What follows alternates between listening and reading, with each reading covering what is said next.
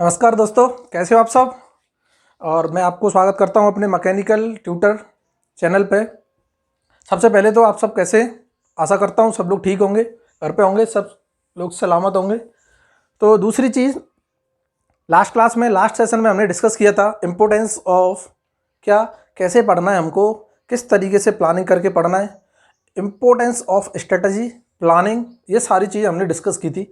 और हमने बोला था कि मैं आपके लिए 2 सब्जेक्ट स्टार्ट करूँगा, पैरेलली 2 सब्जेक्ट चलेंगे, स्ट्रेंथ ऑफ मटेरियल और इंजीनियरिंग मैथमेटिक्स। तो ये सेशन, जैसे कि थंबनेल में आपने चेक कर लिया होगा, ये सेशन हमारा होगा स्ट्रेंथ ऑफ मटेरियल के लिए, जो हम बेसिक्स पढ़ेंगे।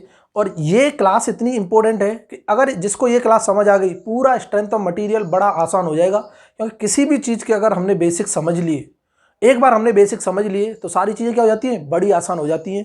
और यकीन मानो, बड़ा ही मज़ा आने वाला है। अब हमारे टेक्निकल सब्जेक्ट स्टार्ट होंगे। लोग बहुत दिनों से इंतजार कर रहे थे कि सर मज़ा लेके कैसे पढ़ते हैं। तो यहाँ पे मज़ा भी लेना है, पढ़ाई भी करनी है, सारी चीज़ें क्या हो जाएंगी, आसान हो जाएंगी। इतना क्लियर है। तो यहाँ पे हम स्टार्ट करेंगे क्या, स्ट्रेंथ ऑफ मटेरियल, ये वाला सब्जेक्ट। और बहुत ही इंटरेस्टेड सब्जेक्ट है और इसका वेटेज भी बहुत ज़्यादा है। किसी भी एग्जाम में जहाँ टेक्निकल सेक्शन आता है, टेक्निकल क्वेश्चंस आते हैं, वहाँ पे इसका वेटेज बहुत ज़्यादा है। कोई सा भी एग्जाम उठा लो, एसएससी, जेई, गेट का एग्ज़ाम, इंजीनियरिंग सर्विस का एग्ज़ाम, स्टेट लेवल के जितने भी टेक्निकल पेपर होते हैं, पीएसयूज़, जितने भी एग्ज़ाम होते हैं, वहाँ पे इसका वेटेज बहुत ज़्यादा होता है। इसीलिए हमने ये सब्जेक्ट को पहले स्टार्ट किया है। क्लियर है ना। सबसे इंपॉर्टेंट सब्जेक्ट है, मोस्ट इंपॉर्टेंट सब्जेक्ट है।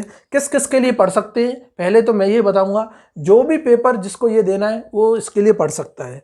कौन सा पेपर, गेट हुआ, ईएसई हुआ, स्टेट पीसीएस हुआ, स्टेट पीसीएस वगैरह के एग्जाम हुए, पीएससी के एग्जाम हुए, उसके बाद PSUs, SSC JE, state JE. Clear है ना। इसका मतलब ये हुआ, इसमें से किसी भी एग्जाम के लिए आप ये वाला सब्जेक्ट फॉलो कर सकते हो। सबका सिलेबस ऑलमोस्ट सेम रहता है, बस पैटर्न डिफरेंट रहता है। किसी में न्यूमेरिकल क्वेश्चन पूछेगा, किसी में कंसेप्ट पूछेगा बड़े छोटे छोटे। एसएससी जेई में बिल्कुल कंसेप्ट पूछता है, फॉर्मूला बेस्ड आते हैं सारी चीज़ें। गेट में क्या है, न्यूमेरिकल और फोकस करते हैं। तो मैं यहाँ पे सारी चीज़ों को बड़ा आसानी से क्या कर दूंगा, क्लियर कर दूंगा।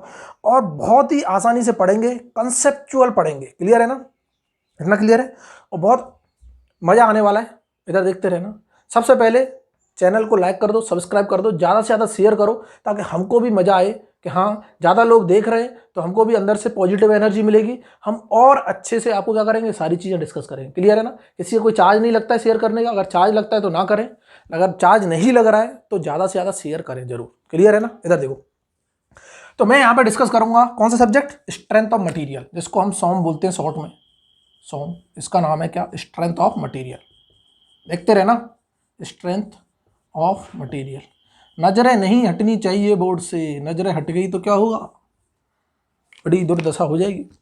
क्योंकि एक एक कंसेप्ट यहाँ पे समझना है। क्लियर है ना। इधर देखो, तो स्ट्रेंथ ऑफ मटेरियल हमें पढ़ना है। तो सबसे पहले ये जरूरी है कि सर ये पढ़ रहे हैं तो ये कितने नंबर का पूछा जाता है, क्या इसका वेटेज होता है। तो टेंशन नहीं लेनी, क्योंकि यहाँ पे हम सारे पेपर्स के लिए पढ़ रहे हैं। तो ये मान के जरूर चलना है कि मोस्ट इंपोर्टेंट सब्जेक्ट है। क्या है, मोस्ट इंपोर्टेंट सब्जेक्ट। इसीलिए हमने डिस्कस किया है, क्योंकि हम पहले ही डिस्कस कर चुके हैं कि जो भी इंपॉर्टेंट होगा उसे पहले अच्छे से क्या करना है, कवर करना है। क्लियर है ना। मोस्ट इंपॉर्टेंट सब्जेक्ट है, लेकिन क्या चीजें पढ़नी है वो हमको चेक करना है। क्लियर है ना। इधर देखो क्या पढ़ना है। सबसे पहले मैं देखूंगा कंटेंट क्या कवर करना है इसमें, कंटेंट टू बी कवर्ड जो होगा, और बहुत मजा आ जाएगा। इधर देखो, सबसे पहला कंटेंट कि हम बात करें क्या, नॉर्मल स्ट्रेस और स्ट्रेन की, इसे छोड़ो। सबसे पहले हम बेसिक कंसेप्ट पढ़ेंगे। बेसिक कंसेप्ट मतलब कि सॉम स्टार्ट करने के लिए हमको बेसिक्स क्या क्या चीज़ों की ज़रूरत है। क्योंकि जब तक बेसिक्स नहीं आएगा तब तक हमको चीज़ें क्या लगेंगी, मुश्किल लगेंगी। बेसिक्स जैसे अगर मैं बात करता हूँ सॉम में, हम सब ने सुना होगा स्ट्रेस निकालना है, स्ट्रेन निकालना है, सुना है सबने। अगर स्ट्रेस निकालना है, स्ट्रेन निकालना है, तो वो स्ट्रेस स्ट्रेन किसकी वजह से आ रहे हैं, क्या आ रहे हैं, कौन से स्ट्रेस है, कौन से स्ट्रेन है, इसके पीछे का जो बैकग्राउंड है। जैसे हमने कोई लोड लगाया, तो जो लोड लगाया वो कौन से टाइप का लोड है। जब तक हमको ये नहीं पता होगा कौन से टाइप का लोड है, कौन सा लोड है, कहाँ लग रहा है, तब तक हमको पता नहीं चलने वाला कि इसका इफेक्ट क्या आएगा। क्लियर है ना। तो सबसे पहले बेसिक कंसेप्ट को जानना जरूरी है, उसके बाद हम स्ट्रेस स्ट्रेन पढ़ना स्टार्ट करेंगे। दूसरा क्या होगा, नॉर्मल स्ट्रेस क्या है, normal stress and strain. Clear है ना, कि कोई भी लोड लग रहा है तो क्या स्ट्रेस आएगी क्या स्ट्रेन आएगी, अगर ये नॉर्मल लिख दिया तो लोड भी नॉर्मल होगा, अभी सब डिस्कस कर लेंगे। क्लियर है ना। उसके बाद तीसरी चीज जो आएगी, हम कंसेप्ट पढ़ेंगे स्ट्रेन एनर्जी का, स्ट्रेन एनर्जी। यहीं पे इसको समटाइम्स बोल देते हैं रेजिलियंस, टफनेस एंड ऑल, ये सारी चीज़ें डिस्कस करेंगे। क्लियर है ना। और ये नॉर्मल स्ट्रेस स्ट्रेन है, तो अगर लोड लग रहा है तो यहाँ से और भी इसमें टॉपिक आएंगे। इलोंगेशंस क्या क्या होते हैं, different different elongations for different applications, for different application, सारी चीज़ें कवर करेंगे, डिफरेंट एप्लीकेशंस। क्लियर है ना। उसके बाद फोर्थ, जैसे ये हमने पढ़ लिया, उसके बाद थर्मल स्ट्रेसेस क्या होती हैं, thermal stresses and strains, thermal stress and strain. उसके बाद हम पढ़ेंगे कौन सा topic, bending stress, bending stress on a beam. उसके बाद पढ़ेंगे shear stress on a beam. Clear है। उसके बाद पढ़ेंगे torsional stress, torsional stress on a shaft. One by one पढ़ेंगे, सीक्वेंस है ये, अगर ये चीज़ें हम सीखने लग गए आगे की चीज़ें अपने आप पता चल जाएगा। और इन सारी स्ट्रेसेस को फिर हम कंबाइन पढ़ेंगे, वहीं से जनरेट होता है प्रिंसिपल स्ट्रेसेस। क्लियर है ना। जैसे ही टॉर्सनल स्ट्रेस आ गया, शियर भी आ गया, बेंडिंग भी आ गया, सारी स्ट्रेस पढ़ लिए, नॉर्मल स्ट्रेस भी पढ़ लिए। अब यहां से स्टार्ट होगा क्या, principal stresses, principal stress and strain. Clear है ना। उसके बाद 9th topic Mohr circle, most important, हर पेपर में पूछता है question, Mohr circle based on principal stress and strain. Clear है ना। उसके बाद का टॉपिक जो होगा 10th टॉपिक होगा theories of failure, theories of failure, क्योंकि लिंक टॉपिक है तो एक साथ ही हम क्या करेंगे, डिस्कस करेंगे। उसके बाद 11th टॉपिक मोस्ट इंपोर्टेंट, जिसे बोलते हैं एसएफडी बीएमडी, सबने सुना होगा SFD and BMD, means shear force diagram, shear force diagram, और ये क्या है, bending movement diagram, bending movement diagram. सारी चीजें वहीं पर डिस्कस करेंगे कि क्या जरूरत पड़ गई कि हमको एसएफडी बनाना पड़ा, बीएमडी बनाना पड़ा, कैसे बनता है किसी भी लोड के लिए। दुनिया जहां के जितने भी लोड हैं सारे उठा के एक ही बीम पे लगा देंगे और फिर एसएफडी बीएमडी बनाना सिखाएंगे। अगर इतना ज़्यादा कॉम्प्लिकेटेड आप करना सीख गए तो आसान तो कर लोगे। क्लियर है ना। हर चीज़ को यहाँ पे क्या कर देंगे, बहुत आसान कर देंगे, यहाँ बस देखते रहो, bending movement diagram, bending movement diagram. Clear है। इसके बाद आता है हमारा 12th topic deflection of beam, deflection of beam, deflection of a beam. उसके बाद छोटे मोटे टॉपिक बचे struts and column, struts and column. उसके बाद थिन और थिक सिलेंडर, थिन सिलेंडर पढ़ेंगे, थिक तो बहुत कम आता है, थिक का भी मैं अलग से बनाऊंगा, लेकिन इस कंप्लीट होने के बाद बनाऊंगा, क्योंकि थिक सिलेंडर जो है ईएससी में पूछा जाता है बस, और किसी पेपर में नहीं पूछा जाता, इंजीनियरिंग सर्विस में आता है, इसीलिए मैं इसको लास्ट में सबसे अलग कराऊंगा थिक सिलेंडर को। क्लियर है ना। Thin cylinder. उसके बाद या फिर हम बोल सकते हैं थिन स्पेरिकल वेसल, सिलेंडर क्या, थिन स्पेरिकल, या फिर थिन प्रेशर वेसल बोल दो, प्रेशर वेसल, क्योंकि प्रेशर वेसल हमारे सिलेंड्रिकल स्पेरिकल दोनों टाइप के होते हैं, वहीं पर डिस्कस करेंगे थिन प्रेशर वेसल। और लास्ट टॉपिक है जो मशीन डिजाइन में ज़्यादातर यूज होता है, लेकिन वहाँ मशीन डिजाइन में पढ़ाना तो हम ही को सब कुछ, इसीलिए हम यही डिस्कस कर लेंगे कि स्प्रिंग, स्प्रिंग के क्वेश्चन बार बार आ रहे हैं, हर साल आ रहे हैं गेट में। अब स्प्रिंग, और कौन सी स्प्रिंग के क्वेश्चन आते हैं ज़्यादातर, मोस्टली हेलिकल स्प्रिंग। क्लियर है ना। तो लोगों को लग रहा होगा देख के सर बहुत बड़ा सिलेबस है, कोई दिक्कत नहीं, टेंशन क्यों लेनी है, बड़ा हो छोटा हो, बस चीज़ें क्या आनी चाहिए, समझ आनी चाहिए। बस चीज़ें अगर समझ आने लगी तो ये सारे सब्जेक्ट, सारे टॉपिक्स हमारे क्या हो जाएंगे, आसान हो जाएंगे। कितना है, इतना क्लियर है। क्या इतना क्लियर सबको? क्या क्या पढ़ना है? बेसिक कंसेप्ट पढ़ने, स्ट्रेस स्ट्रेन पढ़नी है, स्ट्रेन एनर्जी, रेजिलियंस वगैरह, thermal stress, bending stress, shear stress, torsional stress, principal stress, Mohr circle, theories of failure, SFD BMD, deflection of a beam, strut column, thin pressure vessel, और हमारा last में क्या है? Spring. इतना content हम cover करेंगे 1 bye 1। तो सबसे पहले अब मैं स्टार्ट करूंगा बेसिक कंसेप्ट। सबसे पहले समझेंगे स्ट्रेंथ ऑफ मटेरियल किस होता क्या है, हमें क्या जरूरत पड़ गई पढ़ने की, और इसका मतलब क्या है, इसमें क्या पढ़ना है, हमारा मेन एम क्या है, क्या क्या अजम्पशन कंसीडर करने हैं पढ़ने से पहले। क्लियर है ना? ये सारी चीज़ों को हम exam point of view clear करेंगे, और मैं इनको प्रैक्टिकली भी लिंक करके दिखाऊंगा तुमको फील होने लगेगा कि हाँ अब मज़ा आ रहा है, कि जो चीज़ हम सोचते थे वो आज हमको क्या है दिखाई दे रही है, जो चीज़ हम पढ़ रहे थे किताबों में आज हम उनको प्रैक्टिकली भी विजुअलाइज कर सकते हैं। क्लियर है ना? इधर देखो अब। तो सबसे पहले मैं स्टार्ट करूंगा बेसिक कंसेप्ट से। बेसिक कंसेप्ट से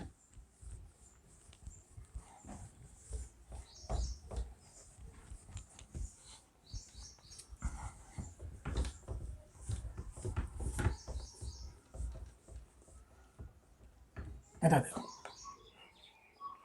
इसका मतलब ये नाम से ही पता चल रहा होगा कि स्ट्रेंथ ऑफ मटेरियल की अगर हम पढ़ाई कर रहे हैं तो किसी भी मटेरियल की स्ट्रेंथ बताओ।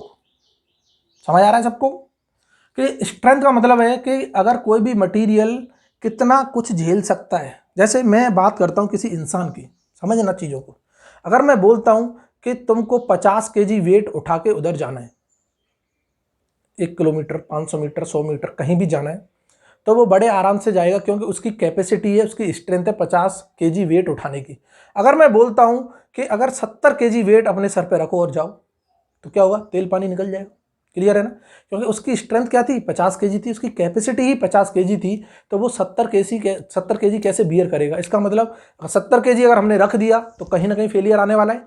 सेम कंसेप्ट ये है कि हमको पहले मटेरियल की स्ट्रेंथ चेक करनी है, कि किसी भी एप्लीकेशन में यूज करने से पहले उस मटेरियल की स्ट्रेंथ क्या है, तभी हम उसे यूज करेंगे। पता चला हमने यूज कर लिया, स्ट्रेंथ चेक नहीं की, उस पर लोड ज़्यादा आ गया, वो फेल हो गया, खत्म कहानी, चूर चूर हो जाएगा। क्लियर है ना? तो इसीलिए अब ये चेक करने के लिए हमको उस कंडीशन तक जाना है जहां से फेलियर स्टार्ट होने वाला है। समझ आ रही ना बात? कि हमको उस कंडीशन तक जाना है जहां से क्या होने वाला है? फेलियर स्टार्ट होने वाला है। तो ऐसी कंडीशन को ही बोलते हैं हम इलास्टिक लिमिट, क्योंकि इलास्टिक लिमिट के बाद प्लास्टिक डिफॉर्मेशन स्टार्ट होने लग जाता है, और हमको इंडिकेशन मिलने लग रहा है कि अब डिफॉर्मेशन स्टार्ट हो गया, अब इससे ज़्यादा लोड मत लगाओ, अदरवाइज क्या हो जाएगा? सब कुछ चूर मूर हो जाएगा। समझ आ रही ना चीज़ें? इसका मतलब ये हुआ कि हमको एक इलास्टिक लिमिट के दायरे तक ही पढ़ाई करनी है, और इलास्टिक लिमिट तक के दायरे तक हम पढ़ाई करेंगे, उसी को बोलते हैं स्ट्रेंथ ऑफ मटेरियल। क्लियर है ना? तो अगर मैं बात करता हूँ स्ट्रेंथ ऑफ मटेरियल की, अगर मैं बात करता हूँ तो इसको कैसे डिफाइन करेंगे कि ये क्या है? स्टडी ऑफ, सबसे पहले क्या करेंगे हम? स्टडी ऑफ, इधर देख लेना, लिख लेना, साथ साथ नोट्स बनाते रहो।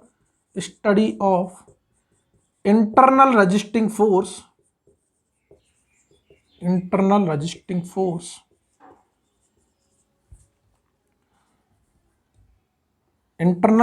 force on a body, और हम बोल सकते हैं मेंबर, ऑन अ बॉडी और member during the action of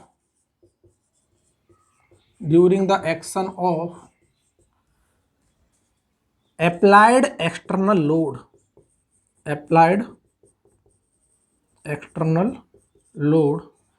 within the elastic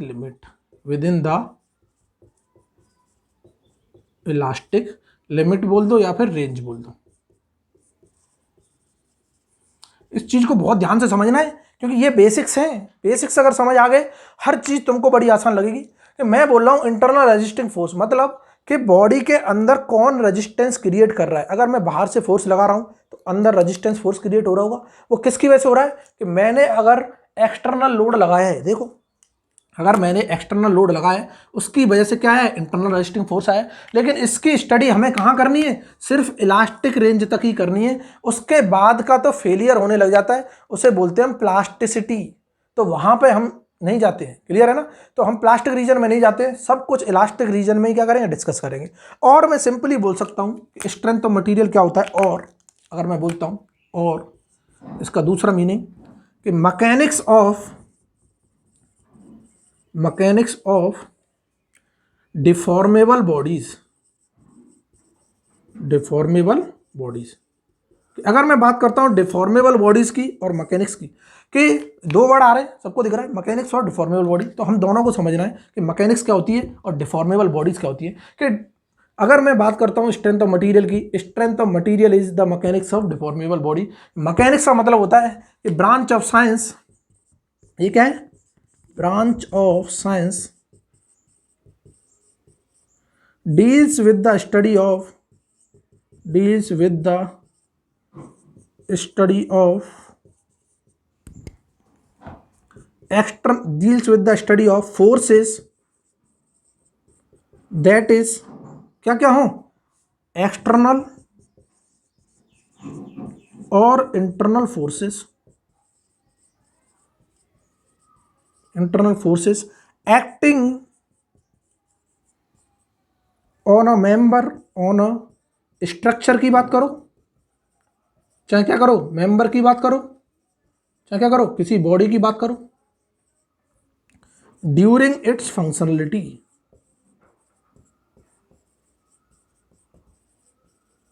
इसका मतलब क्या है, इधर समझना कि ये एक ऐसी ब्रांच की, जो साइंस की ब्रांच है जिसमें हम फोर्सेज के बारे में स्टडी करते हैं। और फोर्सेज वो क्या हो सकते हैं, इंटरनल भी हो सकता है, एक्सटर्नल भी हो सकता है।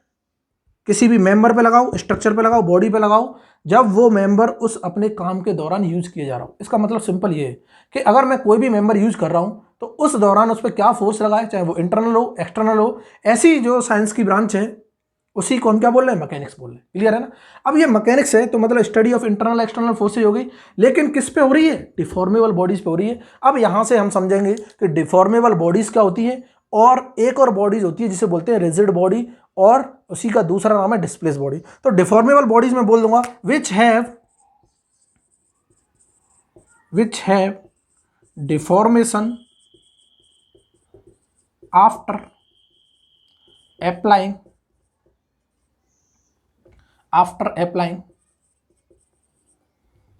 a certain load।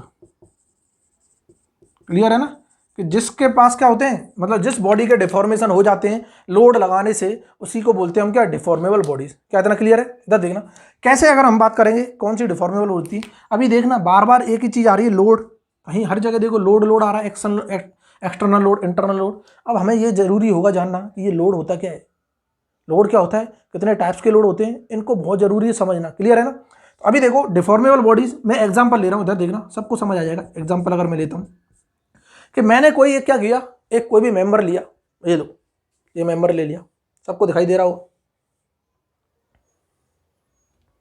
दिख रहा है सबको, ये क्या है, कोई एक मेंबर है, इस पे मैं कोई भी लोड फोर्स लगा रहा हूं, ये फोर्स लगा दिया,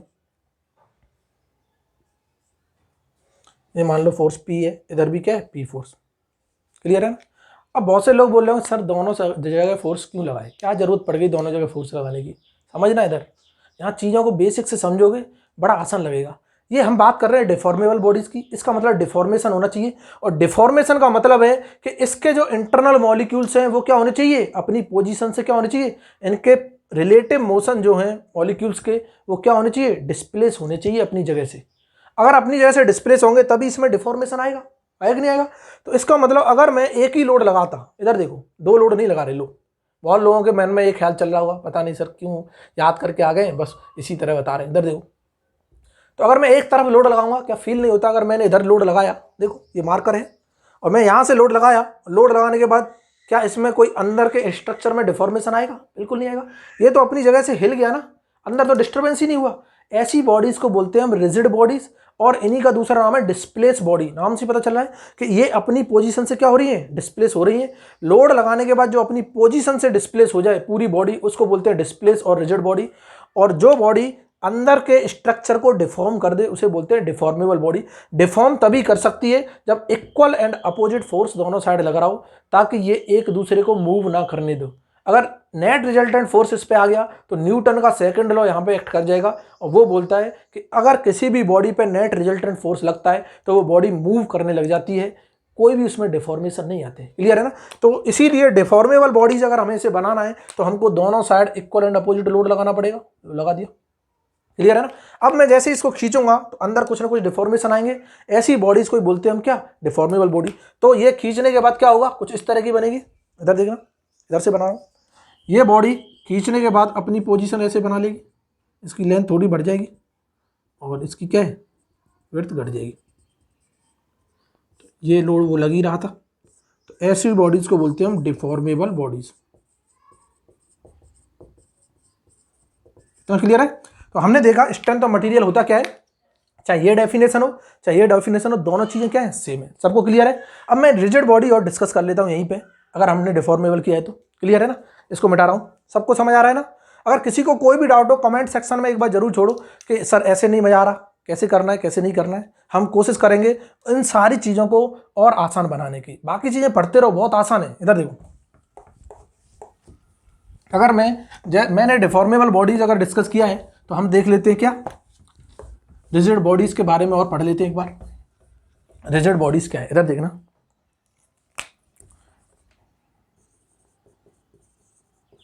रिजिड बॉडी, और इसी का दूसरा नाम है, इसको हम बोलते हैं displaced body.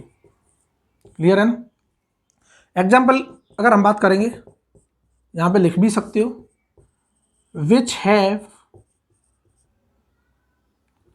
which has no deformation after applying a certain load। Means ऐसी बॉडी जिसमें कोई भी डिफॉर्मेशन नहीं होता लोड लगाने से। मतलब कहने का ये मार्कर है, इधर देखो, इसको हम डिफॉर्मेबल बना सकते हैं, बट अभी मैं इधर से लोड लगा रहा हूं तो ये डिफॉर्मेबल ना होके क्या हो गया, डिस्प्लेस हो गया अपनी पोजीशन से, और इसमें कोई भी डिफॉर्मेशन नहीं आ रहा। इसका मतलब इसी को बोल देते हैं हम रिजिड।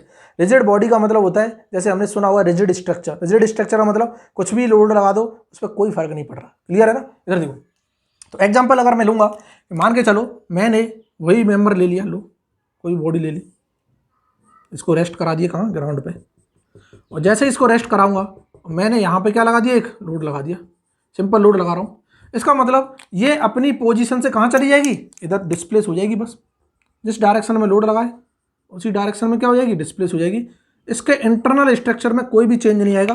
तो ऐसी बॉडीज को हम क्या बोलते हैं, रिजिड बॉडी। ये क्या है, ये हमारी रिजिड बॉडी है। क्लियर है ना। और क्या है, डिस्प्लेस बॉडी। इतना क्लियर है सबको क्लियर है। तो यहां तक हमने देखा स्ट्रेंथ ऑफ मटेरियल क्या है और उसकी डेफिनेशन समझ ली, रिजिड बॉडी क्या है, डिफॉर्मेबल बॉडीज क्या है। अब हमको समझना है कि हमारा एम क्या है स्ट्रेंथ ऑफ मटेरियल पढ़ने का। क्लियर है ना। तो हमको समझना है एम ऑफ स्ट्रेंथ मटेरियल। हम लिख देते हैं यहां एम ऑफ सॉम, कि सॉम को पढ़ क्यों रहे। इधर देखना, तो सॉम में हम क्या करेंगे, हर जगह सबने देखा होगा स्ट्रेंथ ऑफ मटेरियल में सबसे पहले ही एक टर्म आता है स्ट्रेस, उसके बाद आता है स्ट्रेन। कहीं पे भी चले जाओ सब बोलेंगे ये नॉर्मल स्ट्रेस है, एक्सियल स्ट्रेस है, बेंडिंग स्ट्रेस है, शियर स्ट्रेस है। उसके बाद बोलेगा शियर स्ट्रेन है, नॉर्मल स्ट्रेन है, लॉन्गिट्यूडनल स्ट्रेन है, ट्रांसवर्स स्ट्रेन है, वॉल्यूमेट्रिक स्ट्रेन है। दुनिया जहां में कहीं भी जाओ स्ट्रेस स्ट्रेन आ रहा है, और जहां स्ट्रेन आ गया वहां पे सब लोग बोलते हैं कुछ ना कुछ डिफॉर्मेशन आ रहा हुआ तभी स्ट्रेन है। क्योंकि स्ट्रेन खुद में ही क्या है, चेंज इन लेंथ या फिर deformation per unit original length. इसका मतलब हमको एक चीज तो क्लियर हो गई कि इस सब्जेक्ट में हमको एक्सप्रेशन करने के इसके स्ट्रेस बताओ क्या होती है, स्ट्रेन बताओ, और डिफॉर्मेशन बताओ due to different loading condition. बस यही करना है, और ये कर लिया तो सारी हमने स्ट्रेंथ पढ़ ली। देखो हम बोलेंगे to derive the expression for stress, strain and deformations on a member or body due to different loading conditions।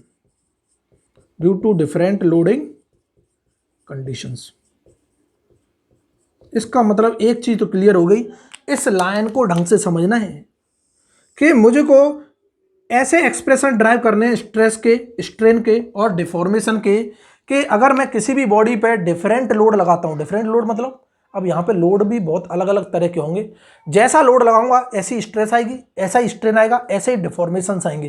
तो हमको अब बहुत ज़्यादा ज़रूरी हो गया कि लोड को समझना है, ये लोड होता क्या है, और लोड अगर है तो कितने टाइप्स के लोड होते हैं, इनकी क्लासिफिकेशन करनी है।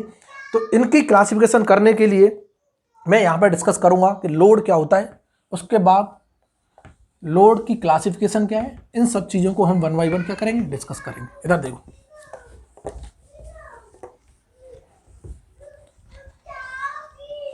इधर देखो, हम बात कर रहे हैं किसकी, लोड की। तो लोड क्या है, इधर देखना, लोड मैं बोल सकता हूं any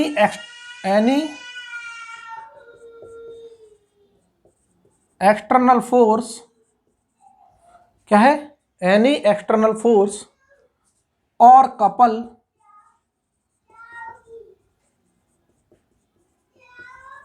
applied, any external force or couple applied on a member or body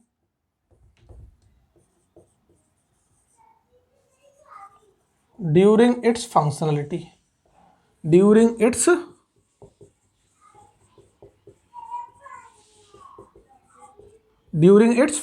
मतलब जो कोई भी मेंबर अपने काम के दौरान उस पर कोई भी लोड लग रहा हो, चाहे एक्सटर्नल फोर्स हो चाहे वो कपल हो, क्लियर है ना।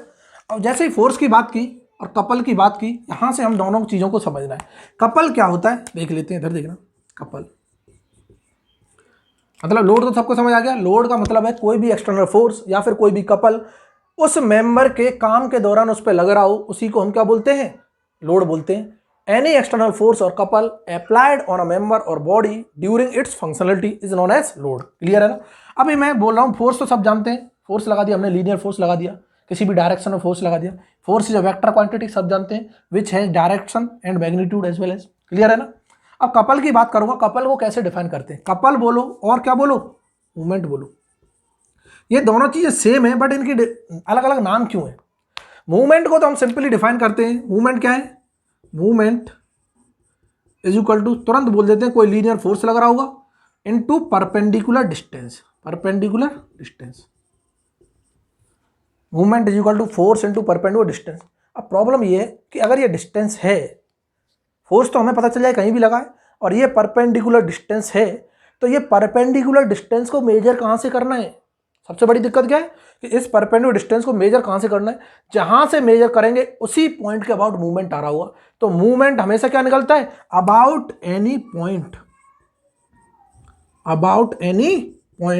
और वो पॉइंट के अबाउट अगर हमें निकालना है तो force into perpendicular distance of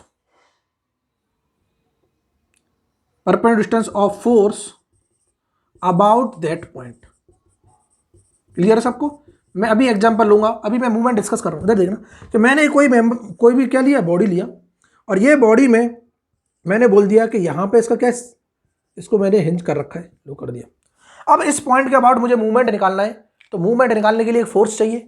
तो फोर्स अगर चाहिए, मैंने फोर्स लगा दिया, लो ये फोर्स लगा हुआ है, ये कोई फोर्स लग रहा है। अगर ये फोर्स लगा है तो इसके परपेंडिकुलर डिस्टेंस मुझे बता दो, तो मैं मूवमेंट लिख दूंगा, ये परपेंडिकुलर डिस्टेंस होगी फोर्स। और अगर मैं इसको डी बोल देता हूं, डिस्टेंस को देखो, अगर मैं इस डिस्टेंस को डी बोल देता हूं तो इस पॉइंट के अबाउट मूवमेंट आ जाएगा। अगर मैं इस पॉइंट को ए बोलता हूं तो जो मूवमेंट होगा about point A equal to क्या होगा, ये फोर्स इनटू इस पॉइंट के अबाउट जो परपेंडिकुलर डिस्टेंस है, एफ इनटू डी, क्लियर है ना। तो ये मूवमेंट आ गया, ये मैथमेटिकल है। अब इसका सिग्निफिकेंस क्या है मूवमेंट का, ये समझना है, बहुत जरूरी। इधर देखना, इसका जो सिग्निफिकेंस है, इधर देखना, इस पॉइंट के अबाउट ये मेंबर क्या फील नहीं होता, घूम रहा होगा, देखो इस पॉइंट के अबाउट ये फोर्स लग रहा है तो इसे घुमा रहा होगा। इसका मतलब मूवमेंट जो होता है वो कॉज करता है रोटेशन मोशन को। समझना चीज़ों को बहुत आसानी से, और ये कंसेप्ट हैं, जब तक ये समझ नहीं आएंगे तब तक आगे की चीज़ें हमें विजुअलाइज होंगी। इधर देखना कि अगर मैं कभी भी बात करूं मूवमेंट की, इसका मतलब मूवमेंट उस ऑब्जेक्ट को या फिर उस मेंबर को या फिर उस बॉडी को रोटेट करने की कोशिश कर रहा होगा। इसका मतलब मूवमेंट कॉजेस, यही लिख सकते हैं हम, कॉजेस रोटेशन मोशन, क्लियर है ना। अब मैं बात करूं खाली फोर्स की, तो फोर्स क्या करता है, फोर्स कॉजेज लीनियर मोशन। अभी दिखाएंगे, कॉजेज लीनियर मोशन। अगर किसी भी मेंबर पर फोर्स लग रहा है तो वो क्या कर रही होगी, बॉडी लीनियरली मूव कर रही होगी। जैसे फॉर एग्जांपल इधर देखना, यहीं पे ले रहा हूं मैं एग्जांपल की बात करें कि ये कोई मेंबर है या फिर कोई भी ब्लॉक है, इस पे अगर मैंने फोर्स लगा दिया, लो फोर्स लगाए, तो ये फोर्स इसको क्या कर रहा होगा, लीनियर मूवमेंट दे रहा होगा। तो ये बॉडी यहां से डिस्प्लेस होके कहां आ जाएगी, यहां पे आ जाएगी। क्लियर है ना? और ये यहां पे आ गई, तो इसका मतलब क्या है, ये लीनियर मोशन क्या कर रहा होगा, कॉज कर रहा होगा। क्लियर है? अब आती है कपल। कपल भी क्या करता है, रोटेट करने की कोशिश करता है, बट इसकी डेफिनेशन क्या है इधर देखना। अगर मैं कपल की बात करता हूं, कपल क्या है, when two equal and opposite forces, when two equal and opposite, when two equal and opposite parallel forces separated by a distance is causing a couple, clear है ना? हमने बोला है कि दो इक्वल होने चाहिए और अपोजिट होने चाहिए, मतलब दोनों फोर्स का मैग्नीट्यूड क्या होना चाहिए, इक्वल होना चाहिए, और डायरेक्शन क्या होनी चाहिए, अपोजिट होनी चाहिए, और वो दोनों पैरेलल भी होने चाहिए। जैसे मैंने एक फोर्स इधर लगा रखा है, एक इधर लगा रखा है, पैरेलल है, लेकिन ये अगर मैं यहां से पास करा देता, देखो, तो इसका मतलब ये किसी डिस्टेंस से सेपरेटेड नहीं है। तो डिस्टेंस से सेपरेट होने के लिए इनको कहीं यहां लगाना पड़ेगा। अब इन दोनों के बीच में डिस्टेंस दिखाई दे रही सबको, तो इसका मतलब अगर ये डिस्टेंस होगी तो ये क्या कर रहे होंगे, किसी न किसी कपल को बना रहे होंगे, और ये भी क्या करेगा, रोटेशन प्रोवाइड करेगा। ऐसे देखना इधर एग्जांपल, अगर मैं बात करता हूं एग्जांपल की, कि ये कोई मैंने एक फोर्स लिया F, तो इक्वल होना चाहिए, अपोजिट होना चाहिए और पैरेलल होना चाहिए, और किसी डिस्टेंस से अलग लगना चाहिए, तो मैंने बोल दिया ये F फोर्स है। क्लियर है ना? दोनों इक्वल अपोजिट है, और ये दोनों क्या कर रहे हैं, सेपरेट कर रहे हैं किसी न किसी डिस्टेंस से। मैंने मान लिया किसी x डिस्टेंस से सेपरेट कर रहे हैं, तो क्या ये क्या कर रहा होगा, फोर्स इधर ले जाने की कोशिश कर रहा होगा, लो इधर लेने की कोशिश किया, और ये क्या कर रहा होगा, इसे इधर ले जाने की कोशिश कर रहा होगा। इसका मतलब देखो साफ दिख रहा है, ये क्या कर रहे हैं, एक क्लॉकवाइज कपल बना रहे हैं। इधर देख रहा, बहुत ही आसान है। जैसे ये मार्कर है, ये कोई बॉडी है, मैंने यहां से फोर्स लगाया, जितने अमाउंट का उतने ही अमाउंट का यहां से लगाया, तो देखो क्या मैं फोर्स लगाऊंगा तो ये ऐसे नहीं घूमेगी, और अगर ये घूम रही है तो इसका मतलब क्या है, रोटेशन आ रहा है। तो इसका मतलब कपल भी हमें रोटेशन प्रोवाइड करा देता है एक पॉइंट के रेस्पेक्ट में। क्लियर है ना? तो हम लिख सकते हैं कपल क्या होगा, जो कपल होगा वो भी क्या है, फोर्स इनटू एक्स। क्या ये जो एक्स है इन दोनों फोर्स से परपेंडिकुलर डिस्टेंस नहीं है क्या, देखो इस फोर्स से इस फोर्स तक की परपेंडिकुलर डिस्टेंस। इसका मतलब मैथमेटिकली अगर हमें देखा जाता है तो मैथमेटिकली क्या होता है, मूवमेंट और कपल की डेफिनेशन सेम है और इनके इफेक्ट भी सेम है, इसीलिए हम बोल देते हैं चाहे कपल बोलो चाहे क्या बोलो, मूवमेंट बोलो, लेकिन इनका विजुअलाइजेशन डिफरेंट है। इसीलिए हमको ज़्यादा जरूरी जानना कि कपल कहाँ एक्ट करता है, मूवमेंट कहाँ एक्ट करता है। अगर दोनों में से कोई भी एक्ट कर रहा है, इसका मतलब वहाँ ऑब्जेक्ट क्या कर रहा होगा, रोटेट करने की कोशिश कर रहा होगा। क्या इतना क्लियर सबको? यहाँ तक सबको क्लियर है, कोई डाउट नहीं है? बिल्कुल, वेरी गुड। इधर देखना दूसरी चीज़, अब जैसे ही मैंने बोला लोड हमने पढ़ लिया, लोड क्या है, एनी एक्सटर्नल फोर्स और couple acting on a member during its functionality. Clear है ना? अब हम देखेंगे क्या, क्लासिफिकेशन ऑफ लोड। क्या देखेंगे, क्लासिफिकेशन ऑफ लोड। तो क्लासिफिकेशन ऑफ लोड के लिए टाइम थोड़ा ज़्यादा लगेगा, इसीलिए आज के सेशन को मैं यहीं पॉज करता हूँ।